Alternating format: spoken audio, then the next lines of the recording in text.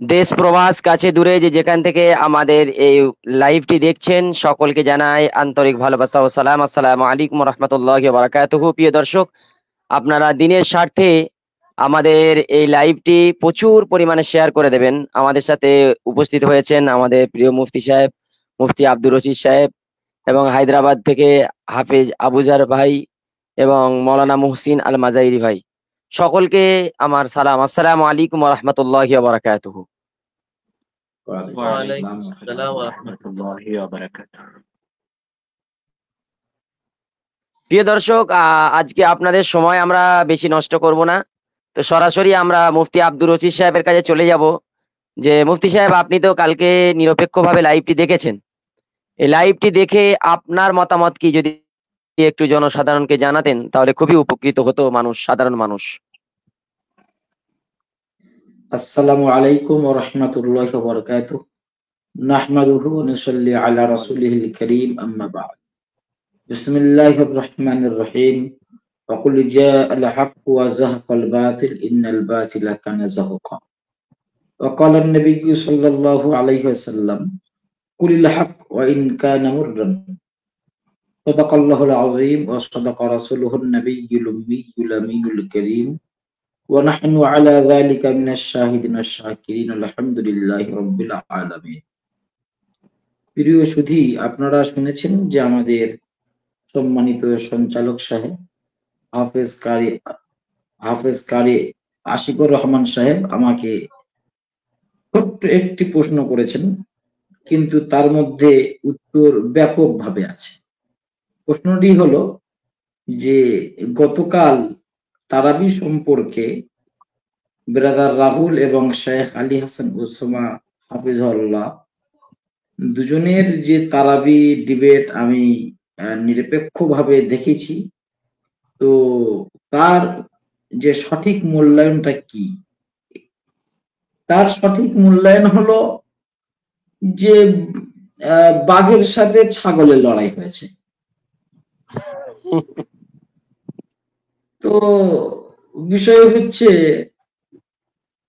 ওকে ছাগল বলাটা ওকে একটা সম্মান দেওয়া হচ্ছে, কারণ ছাগল তবুও চতুষ্পদ এক প্রাণী। ছাগলের এমন একটা গুণ আছে যে গুণটা অনেক প্রাণীর নেই। যেমন ছাগল দিয়ে আকিকা চলে, ছাগল দিয়ে কুরবানি চলে, কিন্তু মুরগি দিয়ে তার এইসব আকিকা কুরবানি চলে না। আবার মুরগির আবার তো চারটে হাত পাও নেই। এই হিসাবে ওকে আমি যথাযথ সম্মান বজায় রেখে ছাগলই বলছি। আমি ওকে তো মুরগিও বলতে পারতাম, কিন্তু না, মুরগি বললে ও যথেষ্ট সম্মান পাবে না, তাতে করে ওর সম্মানে নাইনসাফি করা হবে। এই জন্য ও ছাগল, এবং ছাগল মানে খাসি নয়, ও বকরি ছাগল। তো তার যথেষ্ট কারণ আমি বলবো। নব্য সালাফিরা সালাফদের কথা বিকৃত করে বাহাস মুবাহাসায়, বইপত্রে, ইন্টারনেটে, মিডিয়াতে তারা প্রচার করেছে যে মুকাল্লিদরা চতুষ্পদ জন্তুর ন্যায়। কেন?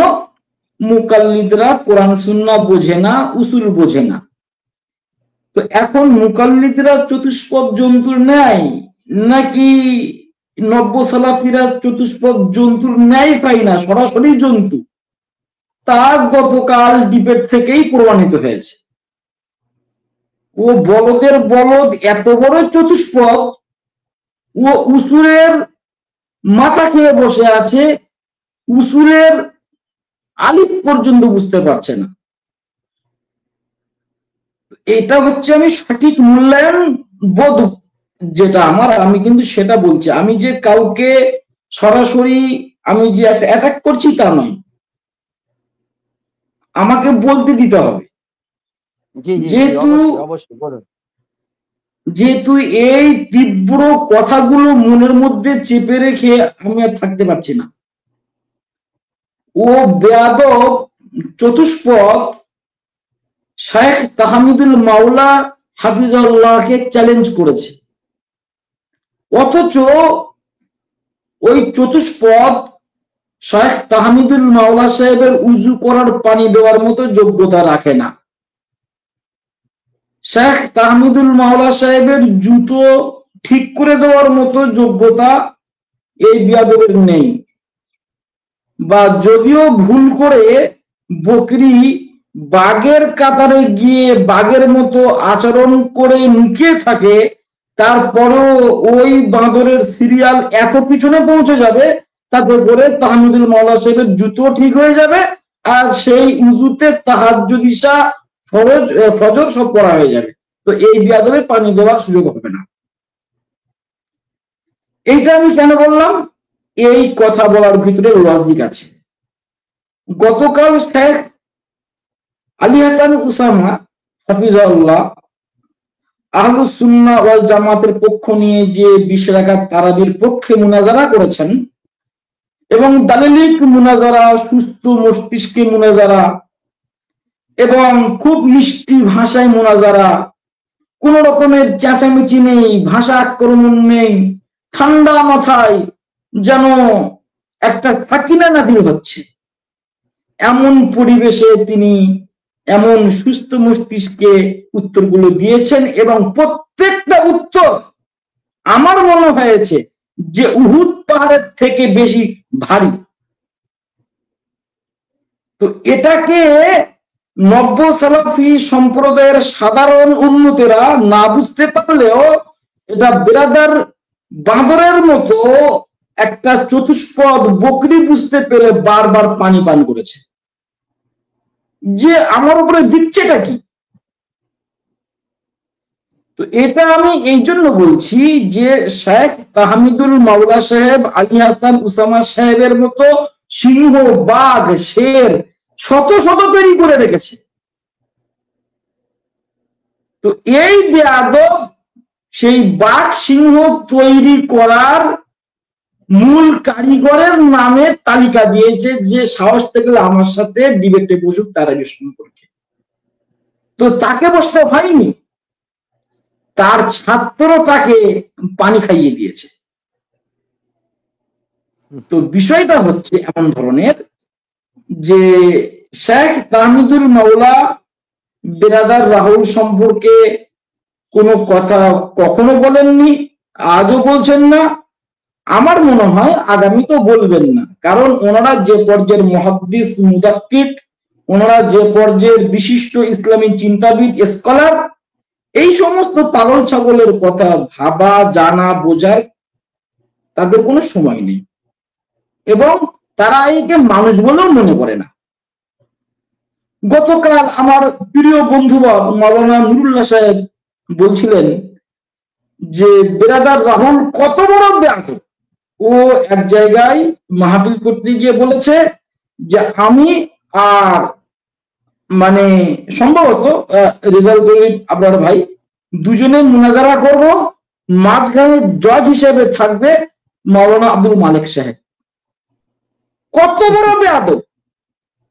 মাওলানা আব্দুল মালিক সাহেব কে? বেরাদার যদি জানে ভালো, যদি না জানে তো বেরাদারের 14 গোষ্ঠীকে আমি জানিয়ে দিচ্ছি। বেরাদার এই মানে শেখ আল্লামা আব্দুল মালিক সাহেব হচ্ছেন এশিয়া মহাদেশের একজন শ্রেষ্ঠ মুহাদ্দিস। তিনি বর্তমান সময়ের আমিরুল মুমিনিন ফিল হাদিস পর্যায়ে, তিনি একজন যুগ শ্রেষ্ঠ ফাকিহ, যার পায়ের নিচে হাজার হাজার স্কলার, হাদিস বিশারদ, হাদিসের ইজাজত সনদ নেওয়ার জন্য বসে থাকেন। এমন একজন বিশ্ববরণ্য স্কলারকে ও জজ হওয়ার জন্য ডাক দিয়েছে। কত বড় চতুষ্পদ প্রাণী! আচ্ছা, এবারে আমাদের মূল্যায়ন ছিল যে গতকাল ডিবেট সম্পর্কে।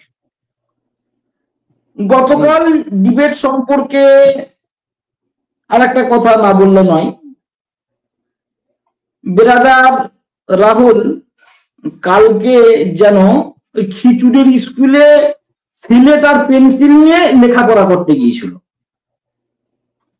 আর এই কলেজের প্রফেসর বলেছে যে বাবা সিলেট আর পেন্সিল নিয়ে তো আমি লেখাপড়া করাই না, যাও তোমার ছুটি, তুমি বাড়ি যাও। কালকেকার ডিবেটটা এই পর্যায়ের হয়েছে। আরেকটা পর্যায়ের হয়েছে, বেরাদার রাহুল ভেবেছিল আমি এমবিবিএস পরীক্ষা দিতে যাচ্ছি, 1 মাস ধরে ভাবছিল, অতএব আমাকে পরীক্ষায় যে কোনো ভাবে উত্তীর্ণ অবশ্যই হতে হবে, আন্নালে একটা মান সম্মানের ব্যাপার। এই জন্য ওর যত শায়েখ মাশায়েখ তলাবা যা আছে, ওদের 14 গোষ্ঠীরা তারাবি সম্পর্কে যা বই পুস্তক সত্য মিথ্যা মিশ্রিত ভাবে রচনা করে মানুষের মাঝে বিভ্রান্ত ছড়িয়েছে, ওই সব বইগুলো এক জায়গায় জড়ো করেছে। এক জায়গায় জড়ো করে ও সেইগুলোকে ও ফটোকপি করেছে, করে ও কোন রকমে খেয়ে না খেয়ে সেইগুলোকে মুখস্থ করার চেষ্টা করেছে, করে ও কালকে এমবিবিএস পরীক্ষা দিতে এসেছিল। এখন ও পরীক্ষা হলে যখন ঢুকেছে, ও ভেবেছে আমি আজকে সব কেল্লা ফাতে করে দেবো, যেহেতু আমার বাপ দাদাদের বই আমি মুখস্থ করে ফেলেছি।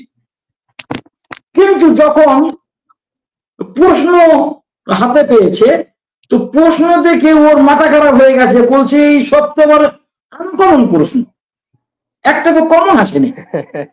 তো যখন ওর একটা কমন প্রশ্ন আসেনি, ও তখন দেখছে যে আমি কি আর সাদা খাতা জমা দেব, ও তখন ওই নেকড়ে বাঘের গুণ সম্পর্কে কয়েকটা কথা বলেছে, 10 বার ওস্তাদ করে গেছে।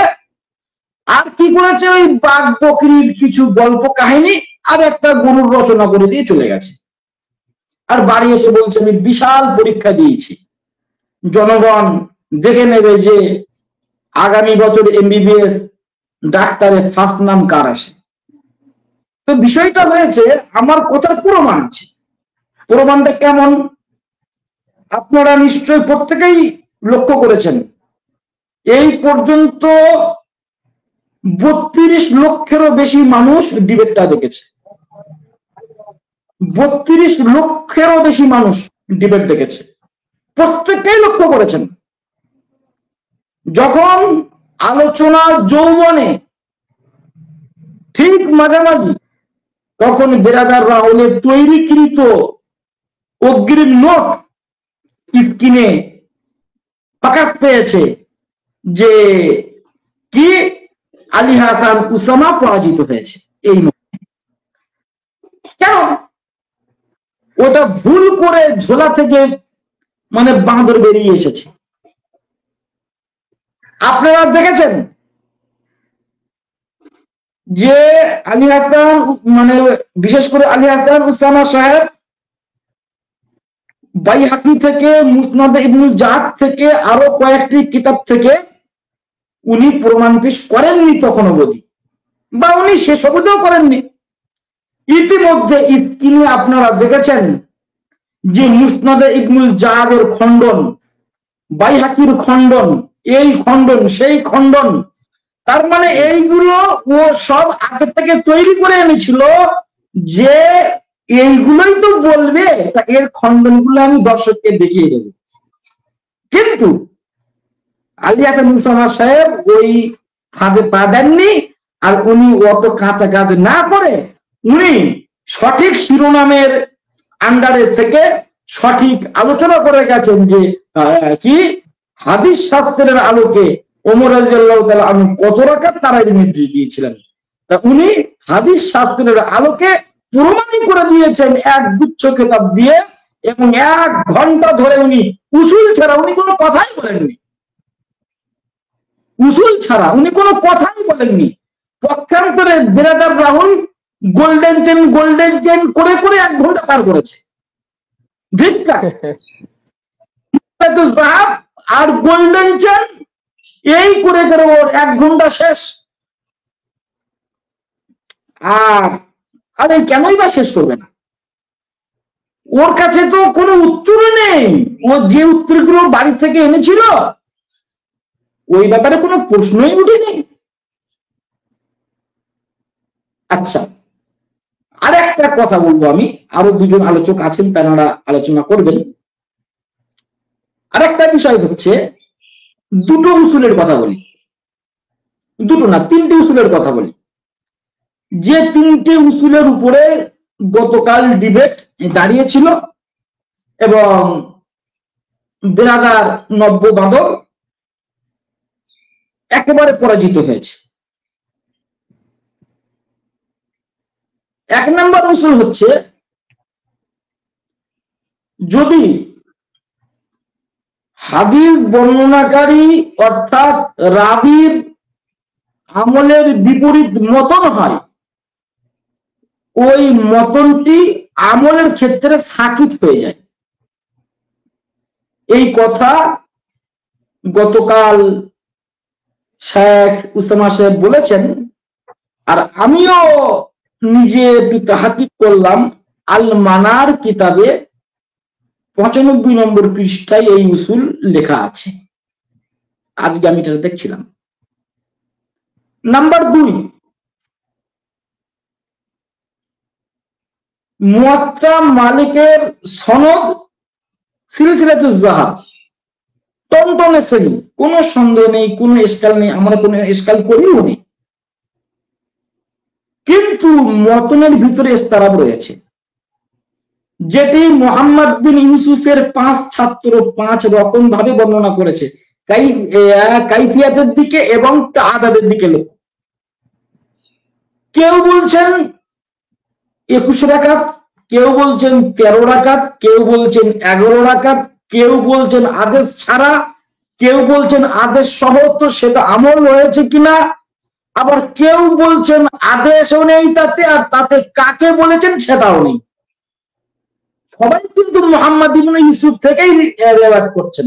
আর আমি যেগুলো বললাম এইগুলোই ওই 5 জন এবং 8 জন ছাত্রর মতনে এই ঝঞ্ঝাট। তাহলে এটা হলো মুস্তারাব। তো এমন হাদিস উসুলে হাদিসের নিরিখে যঈফ সাব্যস্ত হয়। আর একটা কথা বলি, যারা মুস্তালাহুল হাদিসের ছাত্র তারা সকলেই জানেন হাদিস সহি হওয়ার ক্ষেত্রে 5টি শর্ত আছে, যেটি গতকাল নব্য বকরি বারবার বলছিল যে 5টা শর্ত বলতে হবে। ওর কাছে শিখতে হবে নাকি? ও যদি 5টা শর্ত জানতো তাহলে ও ওই সিলসিলাতুজ যাহাব আর এই গোল্ডেন চেন বলে 1 ঘন্টা সময় নষ্ট করতো না। কিরকম? হাদিস শুদ্ধ হওয়ার ক্ষেত্রে যে 5টা শর্ত রয়েছে, তার মধ্যে সর্বশেষ যেটা শর্ত সেটা হচ্ছে সালাবাতু মিনাল ইলাল। হাদিসের মতন ইল্লত থেকে সালামত থাকতে হবে, ইল্লত থেকে তাকে মুক্ত থাকতে হবে। কিন্তু এই হাদিসের মতনটা ইল্লত থেকে মুক্ত নয়, এই হাদিসের সনদ ইসতিরাবে যুক্ত। তাহলে ওই 5 শর্তের ভিতরে ওই মুয়াত্তা ইমাম মালিকের হাদিসের মতন পড়ছে না, যার ফলে সনদ তো সহিহ এবং সিলসিলাতুজ যাহাবের সনদ, কিন্তু মুহাদ্দিসিনদের উসুলের নিরিখে মতনটা গ্রহণযোগ্য নয়। কেউ বলতে পারে আব্দুর রশিদ বলেছে, উসামা বলেছে, না, আমরা বলছি উসুলের হাদিসের নিরিখে, এখনো বলছি। তাহলে দুটো উসুল, একটা রাবীর আমলের বিপরীত, যেটা ইমাম মালিক রাহমাতুল্লাহ আলাইহি তো কখনোই 8 টাকা তারাবি পড়েননি, ওনার মাযহাবে দুটো, একটা 20 একটা 36। তাই তারা করে কালকে একটা কিতাব থেকে ইমাম মালিক আলাইহির রহমার ছাত্ররা একটা কওল নকল করে দেখাতে চেয়েছিল যে ইমাম মালিক নিজের জন্য 8 টাকা তথা 11 রাকাতকে পছন্দ করতেন। আলিয়াত মুসাফা সাহেব আচ্ছা করে বাঁশ দিয়েছেন, উনি বলছেন যে সনদ কোথায়? ইমাম মালিকের ছাত্র যে বলছেন 8 টাকা, এই মানে 11 রাকাত পছন্দ করতেন ইমাম মালিক নিজের জন্য, এটা সনদ কোথায়? নাকি এই লেখক সরাসরি ইমাম মালিকের ছাত্র, নাকি এই কিতাবের লেখক সরাসরি ইমাম মালিকের ছাত্রকে দেখেছে? এমনটা তো নাই। তাহলে মাঝখানে এই লেখক থেকে যে ইমাম মালিকের ছাত্র পর্যন্ত যে সনদটা কোথায়? সনদ যতক্ষণ না পর্যন্ত উল্লেখ না করা হবে ততক্ষণ পর্যন্ত এই কথার কানাকড়ি মূল্য হবে না, বরং এই কথাটা মাকড়সা জালের মতো দুর্বল সাব্যস্ত হবে। সুন্দর কথা হয়েছে। তাহলে মানে ইমাম মালিকের আমলের বিপরীত মতনটা, অতএব এখানে মতন টেকে না। আর একটা বললাম যে সনদে যথেষ্ট পরিমাণে ইস্তেরাব রয়েছে, কাইফিয়াতে ইস্তেরাব, তাআদাদ সংখ্যায় ইস্তেরাব। আর একটা যেটা উসুল ছিল সেটা হচ্ছে আমাদের পক্ষে, যে যদি কোনো তাবি তথা খায়রুল কুরুনের সেকা রাবি, হাফিজ রাবি, নির্ভরযোগ্য রাবি হাদিস যদি ইরসাল করেন, তো এটি জমহুরের নিকটে, বিশেষ করে উলামে আহনাফের নিকটে এটি গ্রহণযোগ্য এবং মুত্তাসিলের নামান্তর। যে কথাটা গতকাল আলী হাসান উসামা সাহেব বারংবার ডজন খানিক কিতাব থেকে বলেছেন, আজকে নতুন করে সেটা বলার আর কোনো অবকাশ নেই। এই জন্য আমি গোটা নব্য সালাফি সম্প্রদায়কে বিনীতভাবে অনুরোধ করছি,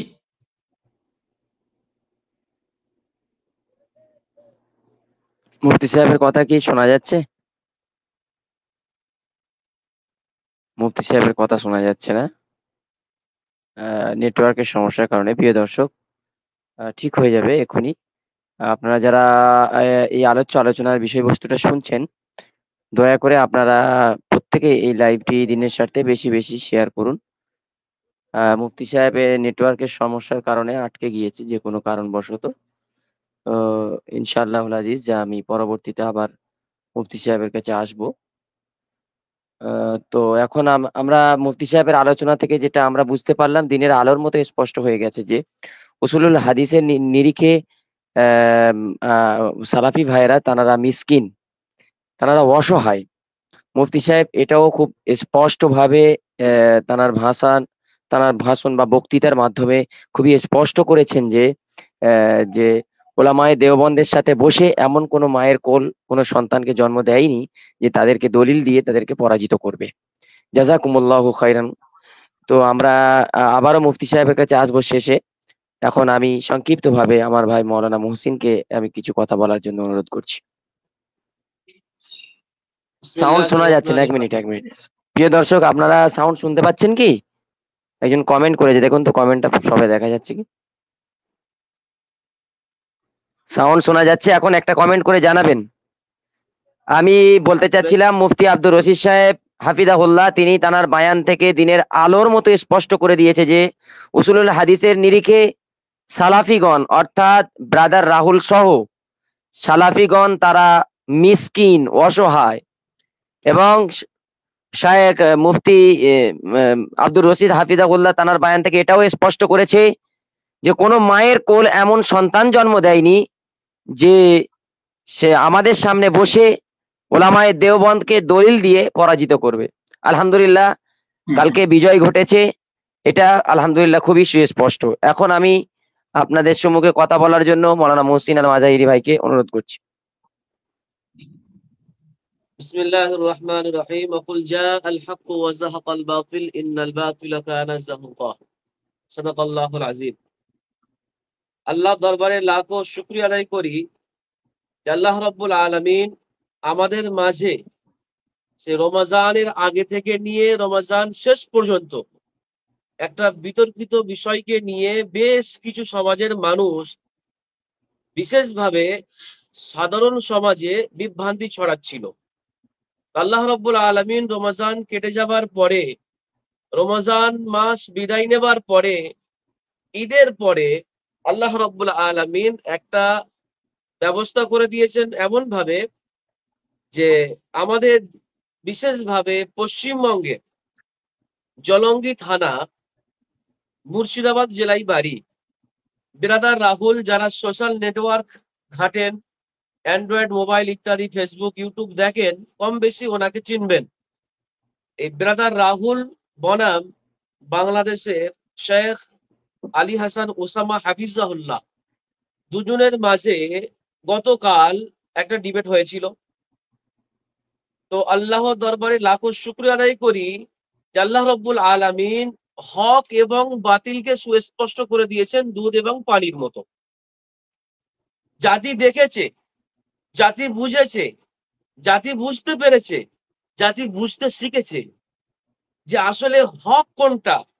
পুরো রমজান মাস যেটা ইবাদতের মাস ছিল, সেই ইবাদতের মতো গুরুত্বপূর্ণ মাসে তারাবির মতো একটা বিষয়কে নিয়ে কারা ফিতনা ছড়াচ্ছিল, কারা মানুষের মাঝে বিভ্রান্তি করছিল, মানুষকে বিভ্রান্তি করছিল, কারা মানুষকে সিরাতে মুস্তাকিম থেকে হাঁটিয়ে গায়রুল মাগদুবি আলাইহিমের পথে চালাবার চেষ্টা করছিল, জাতি দেখেছে সুস্পষ্ট ভাবে। এটা প্রমাণিত হয়েছে। এর প্রমাণ কি আছে আমাদের কাছে?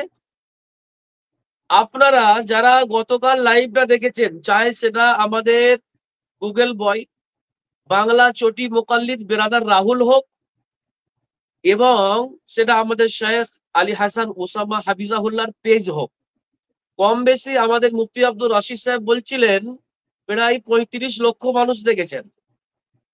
কেননা মিলিয়ন ভিউজ হয়েছে মানে অনেক অধিক মানুষ, লক্ষ লক্ষ মানুষ দেখেছে। কিন্তু আপনারা সেই ভিডিওর কমেন্টে গিয়ে দেখবেন, আমাদের ভিডিওর কমেন্ট না, আপনারা ব্রাদার রাহুলের ইউটিউব চ্যানেল ফেসবুক পেজের কমেন্টে গিয়ে ফলো করবেন। তাতে ওলামায়ে হাক্কানি, ওলামায়ে দেওবন্দ, ওলামায়ে আহলে সুন্নতের প্রশংসাই ভরা। আলী হাসান ওসামা হাফিজাহুল্লাহকে অনেকে দোয়া করেছেন। এটা আমাদের পেজের কথা বলছি না, ব্রাদার রাহুল হোসেন যে পেজ থেকে লাইভ করছিল তার পেজের কমেন্টে গিয়ে দেখে আসতে পারেন। এর থেকে আনন্দের বিষয় আর কি হতে পারে? তার মানে মানুষ বুঝতে পেরেছে সত্যটা কি। যে সত্যটা কি, ব্রাদার রাহুল ভেবেছিল যে আমি যেভাবে গায়ের কমেদের সাথে ডিবেট করি আর চেঁচামেচি ইত্যাদি করে চলে আসি, মানুষ বাহবা দেয়, সেরকম হয়তো কিছু ঘটতে চলেছে। আলী হাসান ওসামা হাফিজাহুল্লাহকে ব্রাদার রাহুল অনেক হালকা ভাবে নিয়েছিলেন, ভেবেছিলেন যে উনি হয়তো তাকরির করেন, বায়ান বক্তৃতা করে বেড়ান, এনার ইলমি যোগ্যতা নাই। আলী হাসান ওসামা হাফিজাহুল্লাহকে উনি আমাদের ওস্তাদ, ওস্তাদের মতো, ওনার থেকে আমরা ইলম নেই। ওনাকে ধন্যবাদ জানাবো যে উনি সর্বপ্রথম যেভাবে হাদিস শাস্ত্রের উসুল নিয়ে আলোচনা করেছেন, যেগুলো ব্রাদার রাহুল পড়া তো দূরের কথা, ব্রাদার রাহুল ওই সমস্ত কেতাবপত্রগুলো জোগাড় করতে ব্রাদার রাহুলের বেশ কিছুদিন টাইম লাগবে, খুঁজে পাবে না।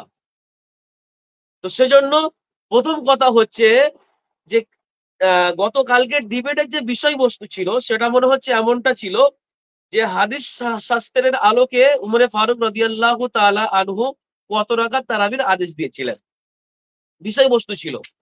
মজার কথা হচ্ছে ব্রাদার রাহুল আলী হাসান ওসামা হাফিজাহুল্লাহর উসুলি আলোচনা শুনে সে বিষয়বস্তুই ভুলে গেছে। ব্রাদার রাহুল মানে নিজের বিষয়বস্তুই ভুলে গেছে। যখন আলী হাসান ওসামা হাফিজাহুল্লাহর উসুলি কথাগুলো ব্রাদার রাহুলের মাথার উপর দিয়ে চলে যাচ্ছিল, সে তখন নিজের বিষয়বস্তুটা ঠিক করতে পারেননি, অতএব তার বিষয়বস্তুটা ছিলেন না। দ্বিতীয় নম্বর কথা হচ্ছে আমাদের শেখ আলী হাসান ওসামা হাফিজাহুল্লাহ তিনি বিষয়বস্তুকে সামনে রেখে প্রথমে উসুলি আলোচনা করেছেন এবং গুরুত্বপূর্ণ আলোচনা করেছেন। আমি তো মনে করি যে আহলে হাদিস বা লা মাযহাবীদের যত শায়েখ আছে তাদের কাছে এই সমস্ত উসুলগুলো অজানা। আমার মনে হয় দায়িত্ব নিয়ে বলতে পারবো তারা এই সমস্ত ডিবেট গুলো শুনে উসুল সম্পর্কে কিছু তারা জ্ঞান বৃদ্ধি করতে পারবেন। আলী হাসান ওসামা হাফিজাহুল্লাহ উসুলি আলোচনা করার পরে হাদিস থেকে তিনি তার দাবিকে সামনে রেখে হাদিস পড়ে উসুল পড়ে শুনিয়েছেন এবং তা তর্জমা করেছেন, যেটা ব্রাদার রাহুল পড়তে সক্ষম হননি। ব্রাদার রাহুল একটা উসুল পড়তে সক্ষম হননি, একটাও হাদিস পড়তে ভালোভাবে সক্ষম হননি। তিনি যেভাবে প্রস্তুতি নিয়ে এসেছিলেন, তিনি ভেবেছিলেন যে আগে যে সমস্ত কপি পোস্ট করা আছে, গুগল থেকে নেওয়া আছে, বা আমার যেগুলো সাজানো গোছানো আছে সেগুলো দিয়ে আমি কভার করার চেষ্টা করব। কিন্তু না, বিষয়টা পুরো ভিন্ন ঘটেছে। আমাদের সম্মানিত মুফতি সাহেব বলছিলেন যে বিষয়টা পুরো ভিন্ন। আসলে তিনি কি করবেন আর বুঝতে পারছিলেন না।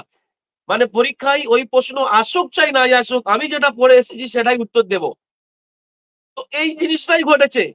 আজকের যদি এই ভিডিওতে ব্রাদার রাহুল ব্যাপকভাবে আলোচনা করতে পারতেন, আর তার সামনে একটা কমজন মানুষ, মানে একটা সাধারণ আমাদের আহলে সুন্নতের মানুষকে বসিয়ে দেওয়া হতো, যিনি উসুল হাদিস সম্পর্কে জানেন না, হাদিস সম্পর্কে তার ভালো জ্ঞান নাই, সাধারণ আলেমকে, তো ব্রাদার রাহুল সেখানে কিছু চটপটি কথা বলে সেটা বিরাট ভাবে ভাইরাল করতেন।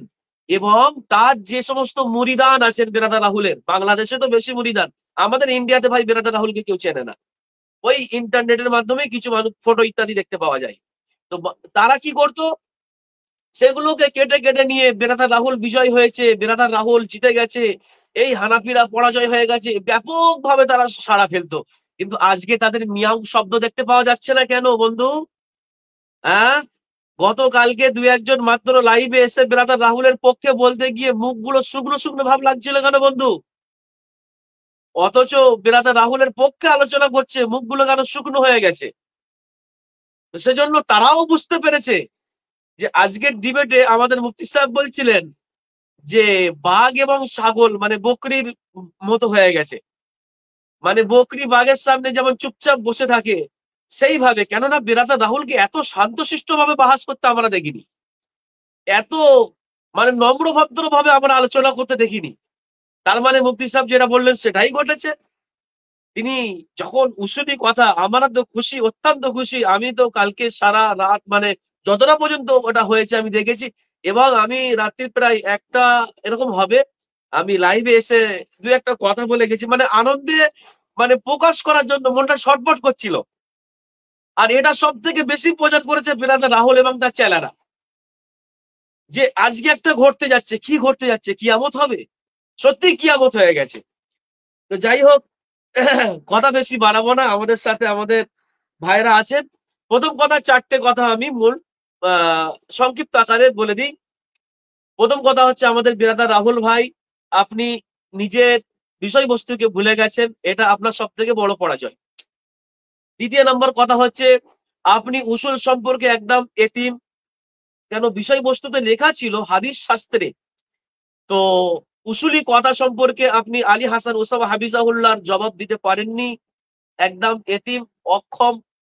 এটা আপনার দ্বিতীয় নম্বর পরাজয়। জাতি দেখেছে, আমরা বলি আর নাই বলি, জাতি দেখেছে, কমেন্ট করেছে।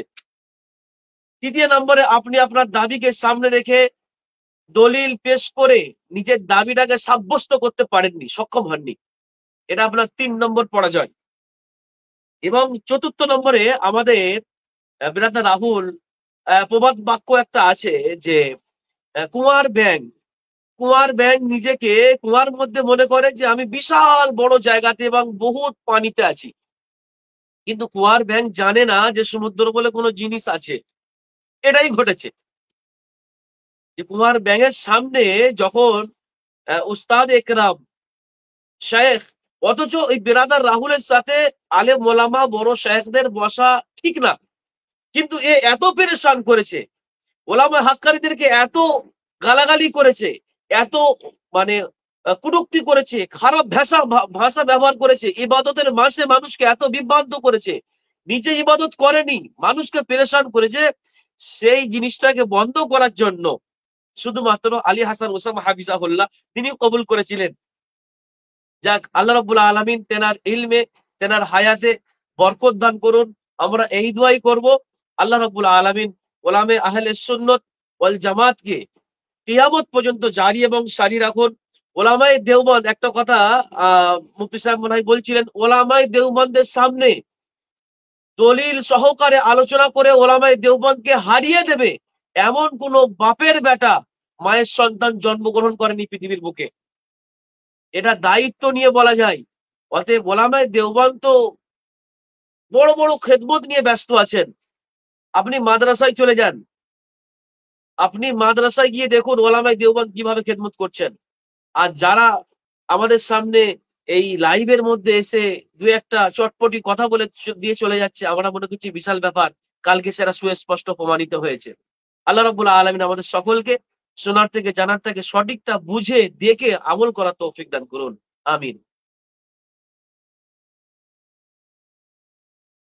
ধন্যবাদ জানাই মাওলানা মুহসিন ভাইকে চমৎকার তার বায়ান রাখার জন্য। প্রিয় দর্শক, আপনারা দিনের স্বার্থে লাইভটি শেয়ার করে দিন। আমরা আবারও মুফতি আব্দুর রশিদ সাহেবের কাছে আসব। তো তার আগে আমি হাফেজ আবুজার ভাই হায়দ্রাবাদ থেকে তানাকে কিছু কথা বলার জন্য অনুরোধ করছি। আমাদের খুব কাছের মানুষ, ডিবেটটা সম্পর্কে আপনি দু চার কথা বলুন।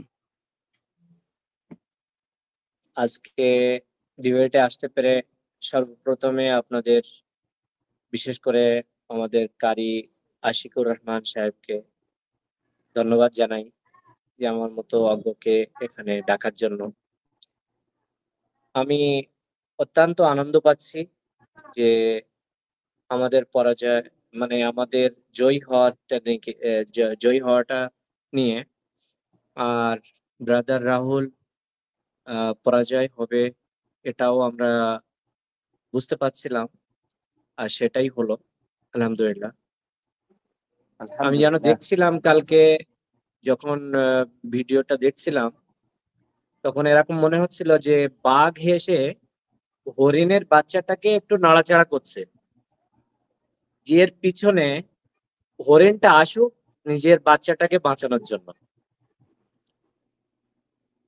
তা বাঘের সঙ্গে হরিণের বাচ্চার যেন লড়াই হচ্ছে, তা খুব আনন্দ পাচ্ছিলাম যে এত ফটর ফটর করে, এত মানে মিডিয়ায় এসে এত পরিমাণে দাপট দেখানোর চেষ্টা করে, সেই দাপটটা কিভাবে ভেঙে গেল, ভেঙে চুরমার হয়ে গেল পুরো।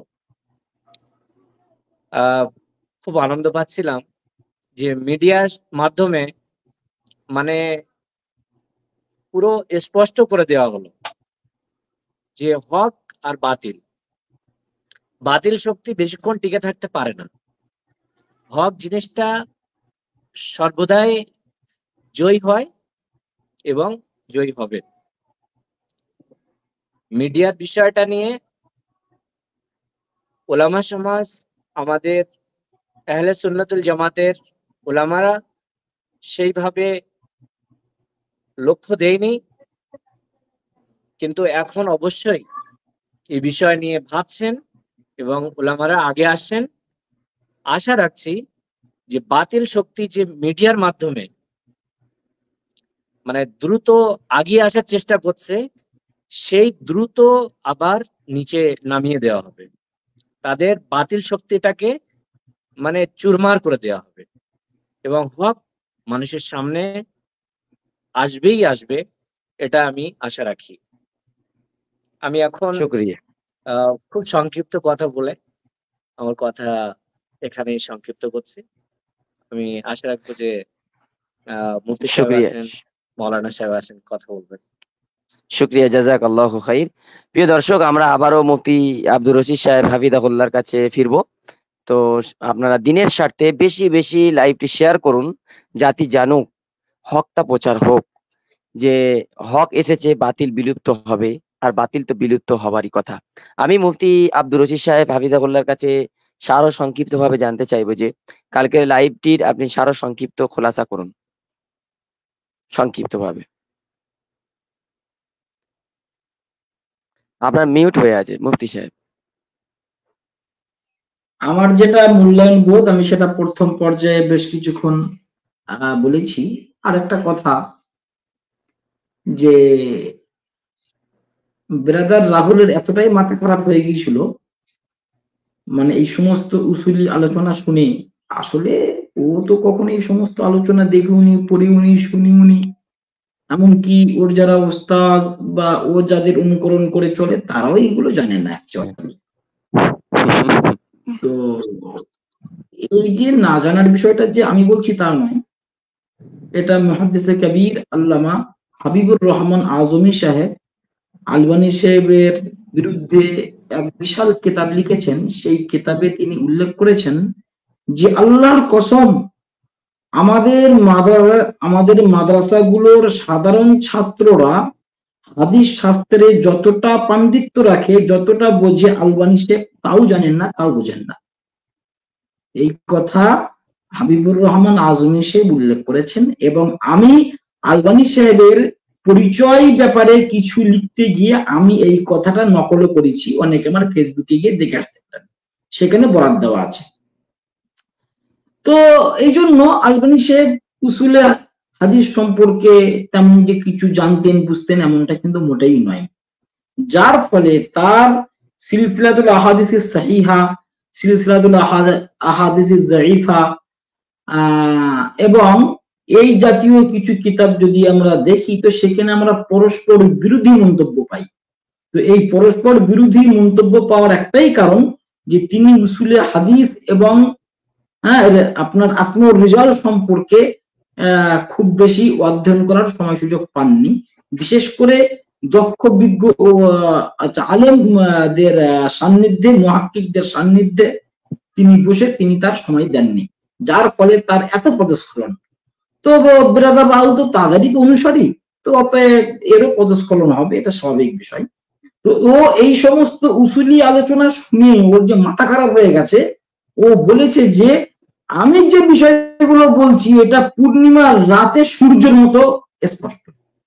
চিন্তা করতে পারছেন পূর্ণিমার রাতে সূর্য কোথায়? আপনার আলোচনা শুনুন। হ্যাঁ অবশ্যই অবশ্যই দেখেছি। গলা লম্বা, চোরের মার গলা লম্বা, এটা বলে। হ্যাঁ, ওর এতটা মাথা খারাপ হয়ে গেছে আলোচনা শুনে, বলছে আমি যে বিষয়গুলো বলছি এটা পূর্ণিমার রাতে সূর্যের মতো পরিষ্কার। তো এই ভুলটা ও যে ইচ্ছা করে ঘটিয়েছে তা নয়, এই উসুলগুলো ওর ব্রেনে গিয়ে ধাক্কা মেরেছে। ওর ব্রেন চাঁদ বলবে না সূর্য বলবে, এতটুকু আর কাজ করছে না। তো এর থেকেও আমরা বুঝতে পারি যে ও কতটা পরাজিত হয়েছে। এবং ও আসলে আমি একটা কথা বলি, ব্রাদার রাহুলকে নিয়ে এই যে তুলনামূলক আলোচনা করাটাও একটা যেন মানে আমার কোথাও বাধা লাগছে, কারণ বাঘ বকরির লড়াই, তার বকরিকে বাঘ খেয়ে নিয়েছে, তার বাঘের পেটে গিয়ে বকরি শেষ, হজম হয়ে গেছে। এখন ওর চামড়াও বিক্রি করা যাবে না আর ওর হাড়াড্ডি খুঁজে পাওয়া যাবে না, তাহলে মানে বকরিকে নিয়ে আবার এত কথা কিসের? ও তো বকরি। এইবারে কেউ আমাকে বলতে পারে, কিংবা নব্য সালাফিদের কেউ আমাকে বলতে পারে যে ব্রাদার রাহুলকে কি বাঁদর বলা ঠিক হয়েছে, ব্রাদার রাহুলকে কি বকরি বলা ঠিক হয়েছে? আমি তো ওকে এই দুটোই কথা বলেছি, বাঁদর আর বকরি। আমি বলবো আমাকে প্রশ্ন করার আগে ব্রাদারকে প্রশ্ন করা হোক, দেওবন্দকে শয়তানের আখড়া বলাটা ঠিক হয়েছে কিনা, দেওবন্দকে শয়তানের জাল বলা ঠিক হয়েছে কিনা। আগে ওকে এই প্রশ্নটা করা। ব্রাদার বাংলাদেশে গিয়ে খুব গৌরবের সাথে বলে এসেছে আপনারা কেউ হানাফি হোটেলে খাবেন না, হানাফি রেস্টুরেন্টে আপনারা খাবেন না। কেন? ওদের নিকটে কাক খাওয়া যায়, হতে পারে ওরা কাক জবাই করে দিয়ে আপনাকে কাউয়া বিরিয়ানি খাইয়ে দেবে। রশিদ আহমদ গাঙ্গুহি ফতোয়া রশিদিয়াতে কাক খাওয়াকে জায়েজ বলেছেন, হালাল বলেছেন, সওয়াবের কাজ বলেছেন। অতএব আপনারা খবরদার হানাফি দেওবন্দি হোটেলে গিয়ে খাবেন না। তা মানে হানাফিদের নিয়ে এত বিদ্রুপ, দেওবন্দীদের নিয়ে এত বিদ্রুপ, এমনকি ইমাম আবু হানিফার সম্মান নিয়ে কত কৌক্তি। তো তাকে আমি ছাগল আর ভেড়া বলেছি, তাকে আমি বাঁদর বলেছি, তো এটা তো এখনো তার কোন উত্তর হলো না। ইমাম ইবনে তাইমিয়া পরিষ্কার ভাবে বলেছেন, মাজমুল ফাতোয়ায় আছে এবং মিনহাজুস সুন্নাহ কিতাবে আছে, যে কথাটা আমাদের প্রিয় শায়েখ মুফতি নাসিরউদ্দিন চাঁদপুরি হাফিজাহুল্লাহ হানাফি চাবুকে আবু হানিফা অধ্যায়ে তিনি তা নকল করেছেন, উল্লেখ করেছেন।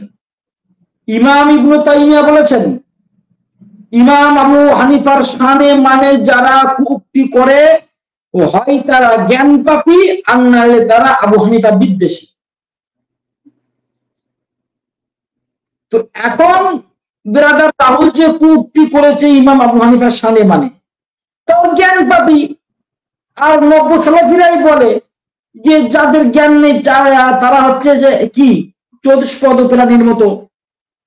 তা এখন যদি আমি ওর উসুলে ওকে আমি ছাগল বলি, তাহলে আমি ভুল কি করেছি?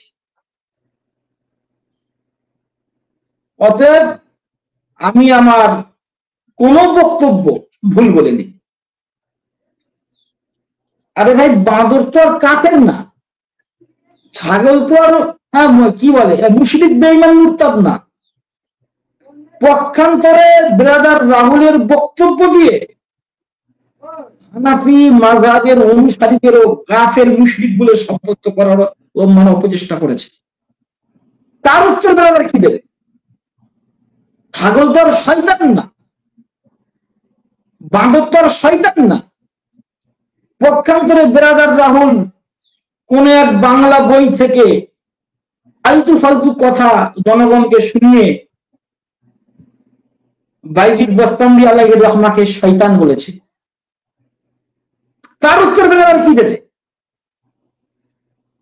অথচ বাইজিদ বাস্তামী আলাইহির রহমার যে সমস্ত কথাগুলো নকল করেছে ব্রাদার রাহুল, একটাও কথা বাইজিদ বাস্তামী থেকে সহি সূত্রে প্রমাণিত নয়। যে বাইজিদ বাস্তামী আলাইহির রহমা সম্পর্কে ইমাম যাহাবী সিয়ারু আলামিন নুবালাতে বলেছেন যে সুলতানুল আরিফিন। আরিফিন কারা? আরিফিন হচ্ছে যারা অক্লান্ত পরিশ্রমের মাধ্যমে, প্রচুর সাধনার মাধ্যমে যারা আল্লাহকে চিনেছে, তারা হচ্ছে আরিফিন। আর ব্রাদার রাহুল যাকে শয়তান বলছে, সেই ব্যক্তিটা ইমাম যাহাবীর পরিভাষায় সুলতানুল আরিফিন। তিনি আরিফিনদের বাদশা, তিনি আরিফিনদের সর্দার, তিনি আরিফিনদের মাথার মুকুট। তা যে ব্যক্তিটা আরিফিনদের মাথার মুকুটকে শয়তান বলতে পারে, তো তাকে আমি ছাগল বাদর বলেছি, তার আমার অসুবিধা কি আছে? অতএব পরিষ্কার ভাবে বলছি, যেটা পাকিস্তানের বিজ্ঞ আলিম আব্দুল ওয়াহিদ কুরাইশি হাফিজাহুল্লাহ, যিনি মুতাকাল্লিম ইসলাম আল্লামা ইলিয়াস গুম্মান সাহেবের শাগরিদ, তিনি যেটা বলেছেন তিনি যথার্থই বলেছেন, তিনি অতি সত্যই বলেছেন যে আসমানের নিচে আর জমিনের উপরে এমন একজন মা এমন সন্তান প্রসব করেনি যে সন্তান উলামায়ে দেওবন্দকে দলিলের আলোকে হারিয়ে দিতে পারে। এই যে কথাটা আমরা বারবার বলছি, ফেসবুকে যে কথাটা ঘোরাঘুরি করছে, এই কথাটার মূল প্রবক্তা হচ্ছেন আমার জানা মতে পাকিস্তানের আল্লামা আব্দুল ওয়াহিদ কুরাইশি হাফিজাহুল্লাহ, যিনি মুতাকাল্লিম ইসলাম আল্লামা ইলিয়াস গুম্মান সাহেবের খাস শাগরিদ। তো এখন বিষয় হচ্ছে, গতকাল ডিবেট সম্পর্কে আমার একটা কথা, নব্য সালাফি সম্প্রদায় ব্রাদার রাহুলকে বসিয়ে তাদের নব্য সালাফি সম্প্রদায়ের মুখটাকে নষ্ট করেছে। যদি নব্য সালাফিরা ব্রাদার রাহুলকে বসতে বাধা দিত, তো এই নব্য সালাফি মতদর্শ যে কাল থেকে একটা বিলুপ্তর পথে, এটা অন্তত ঘটত না। এই বিলুপ্তর পথের জন্য দায়ী একমাত্র ব্রাদার রাহুল। ব্রাদার রাহুল কালকে যে আমাদের সাথে শত্রুতা করেছে তা নয়, ও কালকে আমাদের সাথে কাঁধে কাঁধ মিলিয়ে আমাদেরকে সহযোগিতা করেছে। আমরা ওকে বহুদিন ধরে বলছি যে ভাই, তুমি যে একজন জাহেলের মুরাক্কাব, তুমি যে একজন পচা মূর্খ, তুমি একটু মানুষকে জানিয়ে দাও, মানুষকে বলো। বিভিন্ন মেসেজে আমরা তাকে এই কথা বলার জন্য আহ্বান করেছি, সে এই কথাটা কালকে আমল করেছে। কালকে আমল করে জনগণকে দেখিয়ে দিয়েছে যে ভাই, আমি খুব মিসকিন, আমি খুব গরিব, উসুল সম্পর্কে আমি কিছুই জানি না, আমি যা ফটর করি, আমার কাছে আল হাদিস অ্যাপ আছে, আমি সেই হাদিস নাম্বার গুলো দেখে দেখে বলি। ও কত বড় জাহেল! ও যদি উসুল সম্পর্কে জানতো, তো ও আর এই দাবি করতো না যে মুহাম্মদ ইবনে ইউসুফের সূত্রে বুখারীতে 104টে হাদিস আছে। তাতে কি হয়েছে? এই ধারা এটা কোনো উসুল হলো? আমরা যদি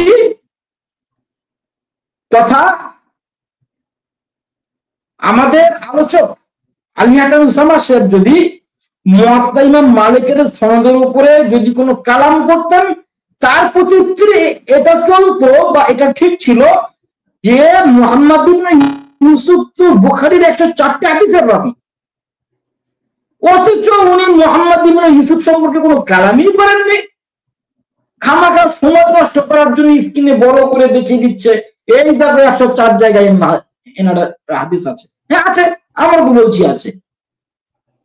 তা ওনার ব্যাপারে কি কোনো জানা করা হয়েছে যে তুমি তার ব্যাপারে এরকম তাবিল আনছো?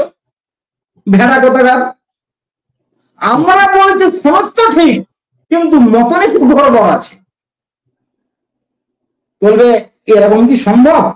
সম্ভব না মানে তুমি তাহলে আরো বড় ফকির, আরো বড় মিসকিন যদি তুমি এই প্রশ্ন করো।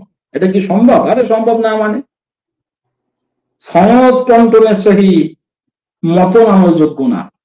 এমন উপমা আব্দুর রশিদ ডজন ডজন দিতে পারবে, আলী হাসান উসামার লাগবে না। সে তো বাঘ, সে তো সিংহ, তার লাগবে না। আলবানী সাহেবের কিতাব থেকে আমি ডজন খানেক দেখাবো, আলবানী বলছেন ইসনাদুহু সহিহ, কিন্তু মতনটা আমলযোগ্য না, মতনটা গ্রহণযোগ্য না। আব্দুর রহমান মোবারকপুরী সাহেব তুহফাতুল আহওয়াজিতে এমন কথা স্বীকার করেছেন। অতএব পরিষ্কার ভাবে বলছি, 20 রাকাত তারাবির পক্ষে কালকে ঐতিহাসিক বাহাস হয়েছে। ব্রাদার রাহুল আর তার কয়েকজন সঙ্গপঙ্গ যতই এটাকে ঢাকার চেষ্টা করুক, এটা শাক দিয়ে মাছ ঢাকার একটা ব্যর্থ প্রচেষ্টা হবে, যেহেতু অলরেডি 32 লক্ষ মানুষের দুয়ারে কানে পৌঁছে গেছে বাহাসটি। এটাকে আর টাকা দেওয়া, আর দুটো চারটে কথা বলে লাইভে এসে এটাকে মোড় ঘুরিয়ে দেওয়া সম্ভব নয়। সবাই তোমার মতো বলদ নয়, আর সবাই তোমার মতো পাগল নয়। এটা ওপেন হয়েছে, এই মুহূর্তে 32 লক্ষেরও বেশি মানুষ দেখেছে, এখন 24 ঘন্টা পার হয়নি।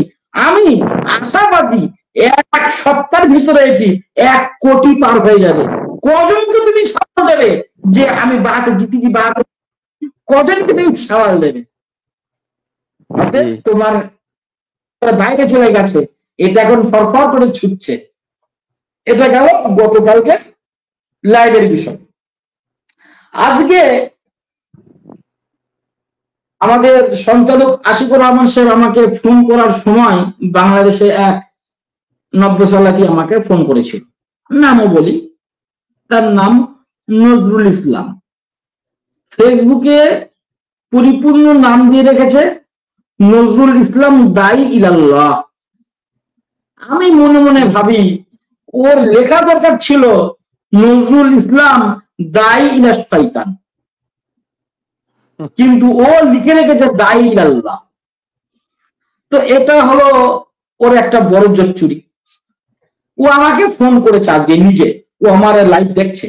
ও আমাকে বলেছে যে আপনি আজকে লাইভে আসুন, পরে আপনার ভিডিও কেটে আপনাকে ধোলাই করব। আমি বললাম যে তুমি কতটা ধোলাই করবে আমি তোমাকে চিনি। হ্যাঁ, জোচ্চুরি ছাড়া তুমি আর কি করতে পারবে? তুমি তো তুমি তোমাদের বাবার বাবা আব্দুর রশিদের একটা উত্তর দিতে আজ পর্যন্ত সক্ষম হয়নি। আর কোথায় আলী হাসান উসামাকে তুমি কি দিচ্ছ জ্ঞান? না, আলী হাসান উসামার এই দুটো উসুল কি ঠিক আছে? আমি বললাম 100% ঠিক আছে। বলছে না, তাহলে তো আমাদের দুজনা, ও দুজনার নামও করেছে, আমাদের নাম নিতে চাচ্ছি না, তাও একটা আলোচনা করে বলে বলছি। এক পরাজিত আলোচক, পরাজিত আলোচক মানে আমার কাছেই পরাজিত হয়েছে, আপনারা দেখেছেন কিংবা দেখবেন। তার নাম হচ্ছে শহীদুল ইসলাম। আরো সহজ করে বলি, গত বছর রমজান মাসে আইনুল হুদা সাহেবের সাথে যে তারাবি বিষয়ে ডিবেট করেছিল, সে আমার সাথে আমিন আসতে হবে না জোরে হবে এই বিষয়ে এই 7-8 মাস আগে কিংবা তার থেকে কিছু আগে আমার সঙ্গে ডিবেট করেছিল, ফেসবুক ডিবেট। আমরা ডিবেটটা দিগন্ত মিডিয়ার মাধ্যমে করেছিলাম। তো যাই হোক, ও আমার কাছে পরাজিত হয়েছিল, আলহামদুলিল্লাহ। এখন বিষয় হচ্ছে ও নাকি গতকালকে একটা এই মোনাজারা সম্পর্কে রিভিউ দিয়েছে। এদিকে বকরি বাঘের পেটে, আর বকরির বাচ্চা বলছে আমি আমার মাকে বাঁচাবো। বকরি বাঘের পেটে চলে গেছে, আর বাচ্চা বলছে আমি আমার মাকে বাঁচাবো। তাই শহীদুল আর আহমদুল্লাহ দুই বকরির বাচ্চা বাঁচাতে গেছে। নাকি ভুল করে বলেছে আলী হাসান উসামা এই উসুলগুলো ভুল করেছে, জালিয়াতি করেছে, ওই করেছে, মানে যেটা বাতিল হেরে যাওয়ার পরে বলে তাই ওরা করেছে। তা দেখলাম মাত্র 7টা ভিউ হয়েছে, যেখানে 32 লক্ষ ভিউ, তার মোকাবেলায় প্রতিবাদী ভিডিও 7টা ভিউ, মাত্র 60 ভিডিও হয়েছে। এখন ঠিক হয়তো 100 হবে। তো যাই হোক, ও ব্যর্থ প্রচেষ্টা চালাচ্ছে, তা চালাক, তার চেষ্টা করতে অসুবিধা নেই। তা আমাকে এই নজরুল বলেছে যে আপনি কি তাহলে শহীদুলের সাথে বসবেন? আমি বললাম কি বিষয়? বলছে আলী হাসান উসামা সাহেব কালকে যে উসুলগুলো বলেছে তার নিরিখে। আমি বললাম আমি বসলে শহীদুল আমার সাথে বসবে না। বলছে কেন? আমি বললাম শহীদুল তো আমার কাছে তো পরাজিত, কোন লজ্জায় বসবে আমার সাথে? বলছে না, আপনি আলোচনা করতে করতে আপনি ভিন্ন কথা বলেন বলে আপনার সাথে বসবে না। আমি বললাম এমন একজন মায়ের লাল পয়দা হয়নি যে দেখাতে পারে যে আব্দুর রশিদ বাস করতে করতে আলোচনা ডিঙিয়ে অন্য কথায় চলে গেছে, তুমি পাবে বলো? বলছে না আমি তো তা বলছি না, মানে শহীদুল ভাই আপনার সাথে এই জন্যই বসবে না। আমি বললাম যে গুমান করার কথা ছেড়ে দাও, অনুমান ভিত্তিক কথা বলুন। গেল। বলছে না তাহলে যদি শহীদুল আপনার সাথে না বসে তাহলে কি আমাদের আহমদুল্লাহর সাথে বসবেন? আমি বললাম সে কি, আমি তো চিনি না। বলছে না আহমদুল্লাহ ভালো উসুল জানে। আহমদুল্লাহ গতকালকে লাইভের পরে উসুলের ব্যাপারে একটা রিভিউ দিয়েছে। তাই না? ওরে সর্বনাশ। তা সে যদি বসে তাহলে বসার ব্যবস্থা করো, বসবো। কবে বসবো? কবে? ডেট দাও। বলছে না তাহলে আমি একটা আলোচনা করি। ঠিক আছে, আলোচনা করুক। তো এই জন্য নব্য সালাফিরা হেরে গিয়ে এখন ওরা তালগোল পাঠাচ্ছে যে কি করে আবার একটা ডিবেট করি, করে এবার যদি পারি। জীবনে পারবে না। আরেকটা কথা বলি, আমাদের গ্রামগঞ্জে যেটা হয়, কেউ কাউকে একটা ঠুসে চড় মেরেছে। এখন যাকে চড় মেরেছে তার যদি মারার ক্ষমতা থাকে সে একে কিন্তু মেরে শুইয়ে ফেলাবে, আর যদি তার ক্ষমতা না থাকে সে বলে আমি বিচার আল্লাহর কাছে দিয়ে দিয়েছি, তখন ও পীর সাহেব সাজে। মারার ক্ষমতা থাকলে ওকে মেরেও শুয়ে ফেলবে, যদি ক্ষমতা না থাকে বলে বিচার আমি আল্লাহর কাছে দিয়েছি। এখন নব্য সালাফিদের অবস্থাটা ঠিক তাই। এখন গতকালকে বাঘ বকরির লড়াই হয়েছে, এখন বকরি বাঘের পেটে চলে গেছে। এখন বাচ্চাগুলো বলছে তাহলে এখন আমাদের সাথে বসো, আমরা দেখি আমরা কিছু করতে পারি কিনা। তুমি কেন নাসিরউদ্দিন আলবানীকে যদি কবর থেকে তুলে আনা হয়, আব্দুর রহমান মোবারকপুরীকে যদি কবর থেকে তুলে আনা হয়, জুবরানী জাইকে যদি কবর থেকে তুলে আনা হয়, প্রত্যেকেই উলামায়ে দেওবন্দের সামনে উসুলে হাদিসের ক্ষেত্রে নব্য শিশুর মতো তারা দুই জানু হয়ে বসে থাকবে।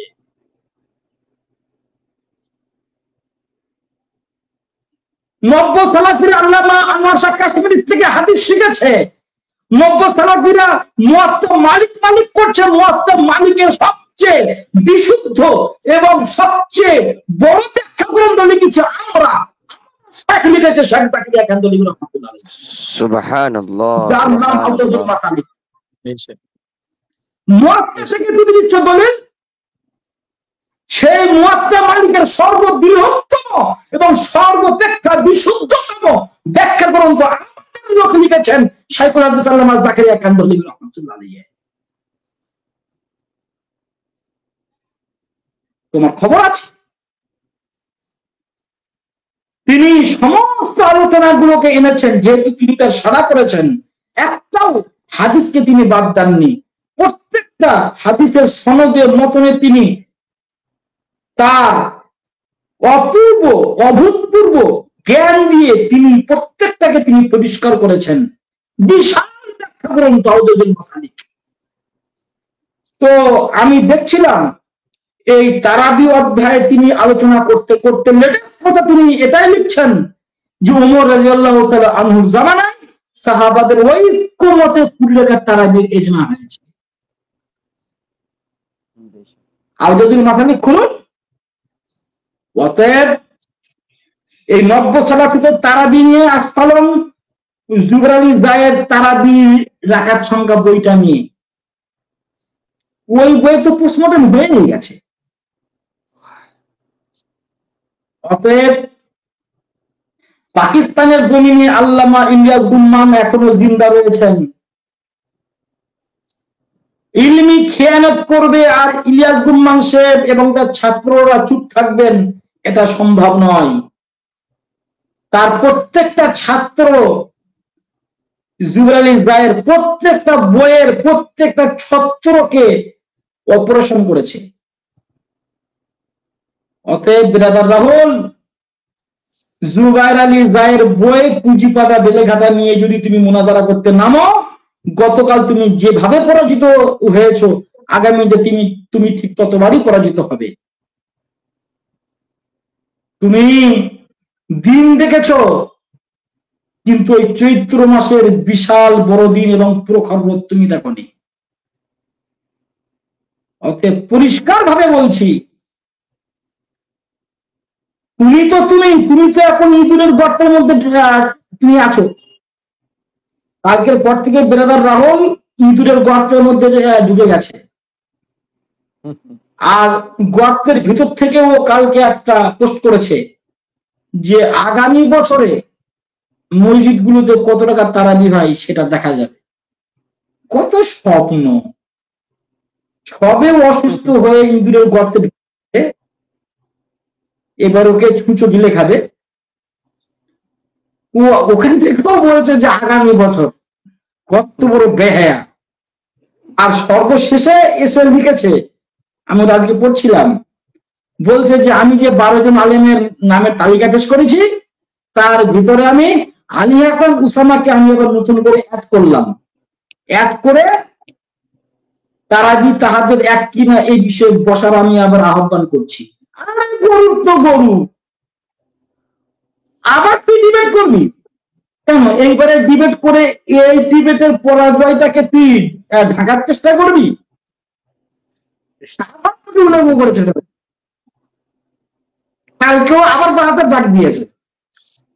এই কোন সালেহিনাকে বলছে যে তাকে আমি বাদ দিলাম, তাকে বাদ দিয়ে তার জায়গায় আলী হাসান উসামাকে আমি আহ্বান করছি। তার মানে ওরা মাথা ঠিক নেই। আর একবার যদি বসা যায়, আর একবার যদি বসা যায়, একবার তো পারেনি, আর একবার যদি বসা যায়, মানে ও একটু ভালো স্বাস্থ্য চাচ্ছে, সেই সুযোগ আরোকে দেওয়া হবে না। উলামে হাক্কানি রব্বানিরা নয়, বরং সাধারণ মানুষরা বুঝে গেছে যে এই বেরাদারের সাথে বসা মানে নিজের মূল্যবান সময়কে নষ্ট করা এবং লক্ষ লক্ষ মানুষের ইন্টারনেট ব্যয় করা অযথা। কালকে কত মানুষের ইন্টারনেট কালকে ব্যয় হয়েছে। কালকে কত মানুষ বাঘ বকরির লড়াই দেখার জন্য সব টিকিট কেটেছে। কোন টিকিট? অনেকের ফোনে তো নেট ছিল না, অনেকে 2 GB করে নেট তারা ভরেছে। এটা হলো টিকিট কাটা। টিকিট কেটে দেখেছে যে প্রথম রাউন্ডেই নিয়ে গেলে বকরিকে এক গালে খেয়ে নিয়েছে, যা খেলা শেষ হয়ে গেল। এবারে কি হবে? টিকিটের দাম হয়েছে নাকি? কালকে যে কত মানুষের মন খারাপ হয়ে গেছে শুধুমাত্র এই টিকিট কাটাটা বেকার হয়েছে তাই। যে ভাই কেন টিকিটটা কাটতে গেলাম? ভেবেছিলাম অনেকক্ষণ আলোচনা হবে, হাড্ডাহাড্ডি হবে, বিরাট কিছু হবে। এ তো প্রথম 15 মিনিটেই শেষ। তা 15 মিনিট লাইভ দেখতে গেলে কতটা নেট লাগে? তাই এ তো মেরে বসে আছে 2 GB নেট। বুঝিস লস হয়ে গেল। তো কত মানুষ যে ব্রাদারকে লানত করছে আপনি কল্পনা করতে পারবেন না। কমেন্ট গুলো করুন। এইবারে একেবারে যারা বধির, অজ্ঞ, মূর্খ, পচা, কিছু জানে না, বোঝে না, ফাটা ফুটো, তারা ওর পক্ষে দুটো একটা বানান ভুল ভাল তাও এমন কমেন্ট করেছে। আচ্ছা, সেটা গেল। আজকে ওই নব্য সালাবি নজরুল আমাকে বলছিল, বলছে জানেন কতজন হানাফি মাযহাবকে ত্যাগ করেছে কালকে? আমি আর থাকতে পারিনি। আমি ড্যাশ ড্যাশ ড্যাশ বাচ্চা, আমি বললাম ও ড্যাশ ড্যাশ কত বড় বাচ্চা যে ও 5 বছর আগে হানাফি মাযহাব থেকে সরে গিয়ে গোমরা পথভ্রষ্ট হয়ে গেছে, আর ও কালকে লিখছে যে আজকে আমি ত্যাগ করলাম। ও তো 5 বছর আগে করুন, ও বলে তো রিজেক্ট হয়ে গেছে। ডলার খেয়ে। জি, 1 মিনিট আমি কথা বলতে চাচ্ছিলাম। হ্যাঁ বলুন, 1 মিনিট বলুন। বলছি যে ও যদি সঠিক রাস্তায় থাকে, ও যদি মনে করে যে আমি সঠিক বলছি, তাহলে মক্কা আর মদিনায় 20 রাকাত করে তারাবির নামাজ হচ্ছে, ওখানে ও 8 রাকাত করে দেখাক। আর যদি না পারে তাহলে ও হার মেনে নেওয়াটাই উচিত, যে আমি হেরে গেছি, আমি আর পাচ্ছি না, আর ওলামাদের সঙ্গে বসার মতো আমার ক্ষমতা নেই, এটা পরিষ্কারভাবে বলে দেওয়া উচিত। সাধারণ মানুষ কতদিন ধোঁকা খাবে এইভাবে? সাধারণ মানুষের ব্রাদার ব্রাদার বলে কতদিন ধোঁকা দেবে? ব্রাদার মানে মুফতি না, সাধারণ মানুষের এটা বোঝার দরকার। এটা তো ইংরেজি শব্দ, ব্রাদার মানে ভাই, তাই তো? আশিক ভাই কি বলছেন? একদম। ব্রাদার মানে ভাই, ব্রাদার মানে মুফতি না, ব্রাদার মানে মুহাদ্দিস না, ব্রাদার মানে মুবাল্লিগ না,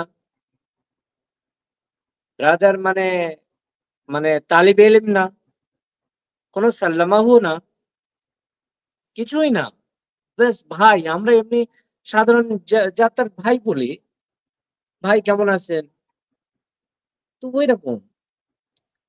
আর ও এক সময় অন্য ধর্মে ছিল, যাই হোক আল্লাহর মানে মেহেরবানি যে ও ইসলাম ধর্মে এসেছে, কিন্তু ধর্মে আসার পরে এত পরিমাণে মানুষকে গুমরাহ করছে, এত পরিমাণে পথভ্রষ্ট করছে, মানে চোরা লাইন থেকে কিভাবে পথভ্রষ্ট করার জন্য মানে ও এসেছে আল্লাহই ভালো জানে। যাই হোক, ওর হেদায়েত দান করুক, ওর জন্য আমি দোয়া করি আল্লাহ ওকে হেদায়েত দেন। এবং যেসব মানুষগুলো পথভ্রষ্ট হয়ে যাচ্ছে, ওর মানে ভাষণ শুনে মনে হচ্ছে যেন ও যেভাবে উপস্থাপন করছিল কালকে, যেন মনে হচ্ছিল যেন বিশাল ব্যাপার, স্ক্রিনে হাদিস নাম্বার লিখে লাগাচ্ছে, একটা বিশাল ব্যাপার। সাধারণ মানুষ কি ভাববে যে বিশাল ব্যাপার, কিন্তু যাদের একটু জ্ঞান আছে তারা ঠিক বুঝে নিয়েছে যে ওর ভিতরে কতটা দাম আছে। মানে যারা হাদিস সম্পর্কে একটু জ্ঞান রাখে তারা বুঝে নিয়েছে। জি, শুকরিয়া। মুফতি আব্দুল আজিজ সাহেবকে বলবো সংক্ষিপ্তভাবে ইতি করে দেওয়ার জন্য। শেষ কথাটা বাকি রয়ে গেছে, মুফতি আব্দুল আজিজ সাহেব হাফিজাহুল্লাহ, শেষ কথাটা আপনি বললে ভালো হয়, শুরু করুন। শেষ কথা বলতে মানে ব্রাদার রাহুলের উপরে আমার ব্যক্তিকেন্দ্রিক কোনো আক্রমণ নেই, আমি ওকে ব্যক্তিগত কোনো খারাপ ভাষা গালমন্দ কিছু করি না, বা আমার করার প্রয়োজনও নেই। কিন্তু একটা কথা, ও যেভাবে ধর্মীয় পরিমণ্ডলকে উত্তপ্ত করে তুলেছে, এটা থেকে আমি একজন আলিম হিসাবে এবং আমি একজন মুসলমান হিসাবে এটা আমার সাধ্য অনুপাতে রুখে দেওয়াটা ফরজ। আমার সাধ্যটা কি? আমার সাধ্য আমার জবান। আমি তাকে মারতে পারবো না, আমি তাকে ডাঁটতে পারবো না, আমি তাকে বন্ধ করতে পারবো না। মিডিয়ার সামনে দুটো চারটে মোটা মোটা কথা, যেগুলো তার মানে যেগুলো তার উপরে একটা আশ্র হবে, তার একটা সুপথে আসার একটা কারণ হবে বলে মনে করি। সেই কথার মাধ্যমে আমি তাকে দাওয়াত দিচ্ছি। এই যে ছাগল, এই যে ভেড়া, এইগুলো আমরা শিখেছি কোথা থেকে? এ তো ইট মারলে পাটকেল খেতেই হবে। প্রথমে ইট মেরেছে বেড়াদা, আমরা তো এইগুলো বলে পাটকেল মারছি মাত্র। আপনি বেরাদারের কত বক্তব্য নেবেন যে মাযহাব সম্পর্কে নোংরা নোংরা বক্তব্য? ইমাম আবু হানিফার সামনে কত বড় গুস্তাখি, উলামায়ে দেওবন্দের সামনে কত বড় বড় বেয়াদবি করে রেখেছে, তাবিনদের সামনে কত বড় বেয়াদবি করে রেখেছে। তো যাই হোক, আমি বলতে চাচ্ছি যে ব্রাদার রাহুলের ইচ্ছা ছিল একটু ভাইরাল হবে, ও ভাইরাল তো হয়ে গেছে। আর কালকে যেটা ভাইরাল হয়েছে, ওর এই মূর্খতার নিরিখে একটা বিরাট ভাইরাল হয়েছে, মানুষ ওকে মূর্খ হিসেবেই জানবে। ফেসবুক দেখুন না, ফেসবুকে ঝড় উঠছে, ঝড়। যে উসুল জানে না ওর সাথে কেন বসলো, আগামীতে উলামারা ওকে বয়কট করবে, আগামীতে নব্য সালাফিরাই ওকে ওই মানহাজ থেকে দূরে সরিয়ে দেবে। এই সমস্ত ভাষা, মানে আপনি ফেসবুক খুলুন, ঝড় উঠছে। আর সত্য কথা বলতে গেলে, আমরা রিভিউ করি চাই না করি, আমরা পর্যালোচনা করি চাই না করি, আর ব্রাদার রাহুল বা তার সঙ্গপঙ্গ তাদের পরাজয় মুখে স্বীকার করুক চাই না করুক, সত্য কথা বলছি আমি, তারা প্রত্যেকেই কিন্তু লজ্জিত যে ব্যাপক একদম ঠিক কথা। আমরা যাই করি, যাই বলি, আমরা যদি বলি ওরা পারিনি বা ওরা পেরেছে, যাই বলি, ওরা কিন্তু ওদের মনের কোনায় কিন্তু ব্যাপকভাবে একটা বড় আসামি, ঠিক, ব্যাপকভাবে ওরা বড় আসামি। আমাদের কিছু বলা না বলা ওদের উপরে কিচ্ছু আসে না, ওরা তো প্রকৃত অর্থেই পারেনি। আজকে ছোট ছোট রিভিউ করে ওরা মানুষকে যা বোঝাতে চাচ্ছে, 32 লক্ষ মানুষের দ্বারে পৌঁছে গেছে, এক সপ্তাহের ভিতরে কম বেশি ইনশাল্লাহ 1 কোটি মানুষের দ্বারে পৌঁছে যাবে। তা সেই জায়গাটা ওরা ছোট ছোট রিভিউ করে মানুষকে কত দস্তুরি শেখাবে আর কত কি বলবে। ওই জন্য জাতি অতি দেখে নিয়েছে। স্পষ্টভাবে বলছি, জাতি দেখে নিয়েছে। আর বেরাদার যদি এক্ষুনি আমার সাথেও বসতে চায়, আমিও তো এতদিন বলছিলাম যে আমার সাথে বসুক, এখন যদি বলে যে না আমি বসবো, আমি ওর সাথে বসার ক্ষেত্রে আমি দুটো শর্ত দেব। একটা শর্ত হলো যে ভাই, প্রথমে তোমাকে 1 ডজন উসুলের কিতাবের নাম করতে হবে, যে এই উসুলের কিতাবগুলো আমি পড়েছি। দ্বিতীয় শর্ত হলো যে মানে প্রত্যেকটা উসুলের বই থেকে শুরু থেকে শেষ পর্যন্ত কোন একজন বিজ্ঞ দক্ষ পণ্ডিত স্কলারের মাধ্যমে পড়তে হবে। এই দুটো জিনিস ও যেদিন করবে সেদিন আমরা তাকে সাড়া দেব। আর নাহলে খামাখা ও বারবার অপমানিত হবে, এটা আমি চাইবো না, যেহেতু আমাদের একজন দিনী ভাই। শুকরিয়া। জি প্রিয় দর্শক, আপনারা আচ্ছা, দিনের সাথে নিয়ম কায়দার ভিতরে আসবে বলে মনে হচ্ছে না, মনে জায়গা দিচ্ছে না যে উসুলের ভিতরে আসবে। জি জি একজনের জয়েন্ট হবে বলছেন। আমি প্রিয় দর্শক, আমরা জয়েন্ট করবো ইনশাআল্লাহুল আজিজ। তার আগে একটা কথা, মুফতি আব্দুর রশিদ সাহেবের আলোচনা থেকে দিনের আলোর মতো স্পষ্ট হয়ে গিয়েছে যে ব্রাদার রাহুল কিভাবে পরাজয় গ্রহণ করেছেন বা উসুলের ক্ষেত্রে সে যে কতটা মিসকিন, তা তিনি এই রিভিউ থেকে খোলাসা করেছেন। আলহামদুলিল্লাহ আলা যালিক। প্রিয় দর্শক, দিনের স্বার্থে ভিডিওটি শেয়ার করুন। আরো একটা কথা মুফতি আব্দুর রশিদ সাহেব বলেছেন যে আলবানী রাহিমাহুল্লাহর কল টেনে এনে তিনি যে কত জায়গায় খেয়ানত করেছেন সেটাও তিনি তুলে ধরেছেন। আরো একটা কথা মনে পড়ে যায় যে আসলু সিফাতি সলাতিন নবী এই কিতাবের মধ্যে আলবানী রাহিমাহুল্লাহ নিজেই লিখেছেন যে ওলামায়ে দেওবন্দ সুন্নতের দিক থেকে 1 নম্বরে হানাফিরা, আর তারা আমলের দিক থেকে 1 নম্বরে, আর ইলমের দিক থেকে 1 নম্বরে। বারাকাল্লাহু ফিহিম, আল্লাহ ওলামায়ে দেওবন্দকে বরকত দান করুক। এখন নব্য সালাফিরা যারা ওলামায়ে দেওবন্দের নিয়ে লাফালাফি করছেন, তাহলে কি তারা আলবানী রাহিমাহুল্লাহর মুখে চড় মারছেন না? তো এটা খুব ভাবার বিষয়। সম্মানিত প্রিয় দর্শক, যিনি অ্যাড হতে চাচ্ছেন, আমাদের সম্মানিত মুফতি সাহেব আছেন, তাকে আমরা অ্যাড করার চেষ্টা করছি। সংক্ষিপ্তভাবে আমরা কথা বলবো, 2-4 মিনিটের ভিতরে আমরা লাইভটি ইতি করার চেষ্টা করছি। জি, আসসালামু আলাইকুম ওয়া রাহমাতুল্লাহ। ওয়ালাইকুম যে ভাই আসসালাম, জয়েন্ট কেমন হয়েছেন। আছেন আপনারা? জি আলহামদুলিল্লাহ আলহামদুলিল্লাহ। আলহামদুলিল্লাহ। আহ, আপনি যদি আপনার ফেসটা দেখাতেন খুব ভালো হতো। ক্যামেরাটা অন করুন। না ভাই, আমি নিজের ফেসটা দেখাতে একটু মানে স্বাচ্ছন্দ্য বোধ করছি না। আপনি কোথা থেকে দেখছেন? আমি ইন্ডিয়া থেকে দেখছি। আচ্ছা বলেন ভাই, আপনার কোনো কিছু প্রশ্ন বা জানার বিষয়? হ্যাঁ, সেটাই আমার আমার মানে আপনাদের নির্দিষ্ট কোনো আলোচনার বিষয় আছে কিনা আমি জানি না, কিন্তু আমার মনের মধ্যে একটা প্রশ্ন, সেটা একটু আপনাদের সাথে শেয়ার করতে আইছি। যদি অনুমতি দেন তাহলে করতে পারি। সংক্ষিপ্ত ভাবে ভাই, সংক্ষিপ্ত ভাবে। যদি প্রশ্ন হয় তো প্রশ্ন করুন, আমরা উত্তর দেওয়ার চেষ্টা করবো, আমাদের মুফতি সাহেবরা আছেন। আচ্ছা আচ্ছা, ঠিক আছে, ধন্যবাদ আপনার আমাকে যুক্ত করার জন্য। হ্যাঁ, আমার প্রশ্নটা হলো, এই যে রমজান মাস যে গেল, এই যে রমজান মাস তো আমাদের এখানে তো রাত দিন মিলে 24 ঘন্টা, কিন্তু আমরা তো বইয়ে পড়ছি, আমরা স্কুল কলেজে পড়ছি যে অ্যান্টার্কটিকা মহাদেশ বলেও একটা দেশ আছে। ওইখানে তো ধরেন 6 মাস, আমাদের এখানে 6 মাস টাইম, যে 6 মাস যত ধরে যে একটা টাইম ডিউরেশন, যেটা কতটুক ডিউরেশন টাইমের একদিন ওইখানে। তাহলে ওইখানে কিভাবে মানে মানে রোজা রাখবো? ওইটার কোনো নির্দিষ্ট কোনো নীতি নিয়ম আছে কিনা হাদিস কোরআনে, সেটা একটু জানতে চাইতেছি। ভাই প্রথমে আমি বলে রাখবো যে আজকে আমাদের বিষয়বস্তু ওটা নয়। আজকে আমাদের বিষয়বস্তু ছিল এটাই যে কালকে যে লাইভটি আপনারা দেখেছেন বা ডিবেট দেখেছেন, আলী হাসান ওসামা হাফিজাহুল্লাহ এবং ব্রাদার রাহুলের যে ডিবেট, সেই ডিবেট সংক্রান্ত বিষয়ে আজকে আমাদের আলোচনা। আপনি যুক্ত হয়েছেন তার জন্য ধন্যবাদ। আগামী দিনে আপনি আসুন, প্রশ্ন উত্তর পর্বে আপনার এই প্রশ্নের উত্তর দেওয়া হবে ইনশাআল্লাহুল আজিজ। আচ্ছা শুকরিয়া। ঠিক আছে, ধন্যবাদ।